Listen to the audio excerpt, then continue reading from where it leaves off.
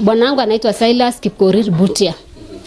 Wakati alitoka Kenya akienda kutafuta kazi South Africa, alikuwa na miaka 40. Na alitoka 2017 mwezi wa 7. Akienda kutafuta kazi na tukawa na mawasiliano, akienda mpaka akafika South Africa. Akiwa South Africa tuliongea naye kwa muda mfupi. Ilipata kazi, akaajiriwa na mtu binafsi. Na akaendelea kufanya kazi kwa muda wa miezi 6 hapo. Tulikuwa tunawasiliana naye vizuri. Alikuwa mji gani? Alikuwa South Africa, side ya Johannesburg. Sasa wakati ako South Africa tulikuwa tunawasiliana vizuri. Wakati mawasiliano ilipotea, ndio maisha ikawa ngumu.